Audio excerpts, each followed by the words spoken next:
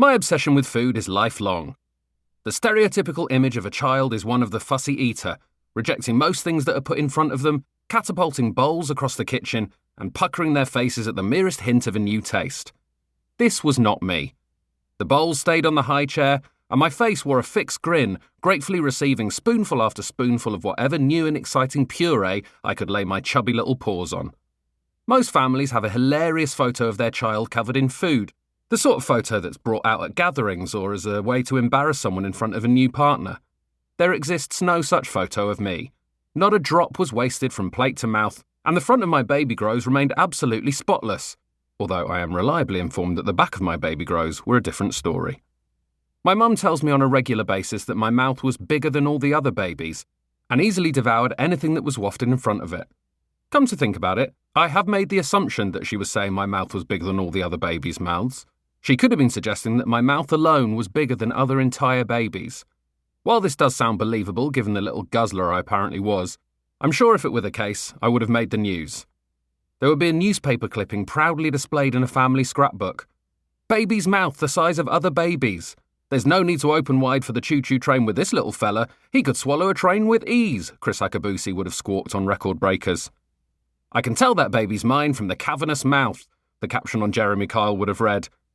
Anyway, let's not get bogged down in what-ifs. I was a normal-sized baby with a larger-than-average mouth. I was as close to being a foodie as one can be as an infant. If I'd had access to Instagram as a baby, I would have been posting pictures of breast milk to my stories. OMG, such a great meal at Mum's Boob. You guys have got to check this place out. There was no food I didn't like. My friends would balk at tomatoes, wince at fish and turn their noses up at peas. I welcomed it all, eager to stuff my face with all my parents had to offer. Celery was the only thing I refused to eat, and I'm fairly sure that's because I instinctively knew that it was calorie negative. I'm only a recent convert to celery, and only then after I worked out that its shape makes it a perfect vehicle for peanut butter. It's essentially an edible spoon, and hence a cheap way of turning even the laziest home cook into a wild and experimental Heston Blumenthal figure. Prior to the celery discovery, I was simply digging peanut butter out of the jar with my finger. After one too many times hungrily trying to bite through my own flesh, though, I turned to my former enemy. But celery on its own still disgusts me. It tastes simultaneously of nothing and everything, and as such should not be trusted. It's mainly water, I hear you cry. Well, firstly, stop crying. And secondly, if I gave you a glass of water that tasted like celery, you would quite rightly hurl it back into my stupid face. It burns more calories eating it than it has in it. Well, then it's a waste of time. I'd rather just mime eating something, burn my 3 calories, and never have bothered my mouth with that stringy monstrosity. If my parents had a suspicion that they had spawned an eater, this was all but confirmed when the time came to take me to restaurants. Given the choice of what to eat, it was painfully obvious that I wasn't going to toe the line. The kids' menu was swiftly rejected out of hand. I feel safe in saying that I never once chose anything from one of those patronising lists of misery.